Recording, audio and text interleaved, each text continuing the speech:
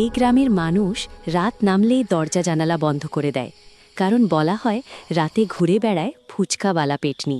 চাঁদের আলো পড়া রাস্তায় হঠাৎ শোনা যায় ফিসফিস ডাকে, ফুচকা নেবেন, গরম গরম ফুচকা। যেই ডাক শুনে বাইরে বের হয় সে আর স্বাভাবিক মানুষ হয়ে ফিরে আসে না। অনেকেই বনে বছর দুয়েক আগে গ্রামে এক গরিব মেয়ে ফুচকা বিক্রি করত। এক রাতে তাকে প্রতারণা করে টাকা না দিয়ে মারধর করা হয়। রাগ আর অভিশাপে সে গাছের নিচে প্রাণ হারায়। তারপর থেকেই নাকি সে পেটনি হয়ে ফিরে এসেছে, আর যারা লোভে পড়ে ফুচকা খায় তাদেরই শাস্তি দেয়। একদিন গ্রামের সাহসী ছেলে রনি সত্য জানার জন্য অপেক্ষা করল।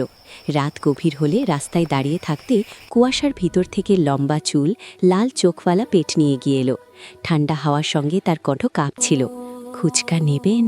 ভয় হলেও রনি পিছাল না। হঠাৎ কাছের মসজিদ থেকে আজানের ধ্বনি ভেসে এলো। মুহূর্তেই পেটনির চোখ নিভে গেল, শরীর ধোঁয়ার মতো মিলিয়ে গেল। সেদিনের পর কেউ আর তাকে দেখেনি, তবু মাঝে মাঝে রাতের বাতাসে ভেসে আসে সেই ভয়ের ডাক, ফুচকা নেবেন? ভিডিওটা ভালো লাগলে লাইক সাবস্ক্রাইব করতে ভুলে যেও না কিন্তু।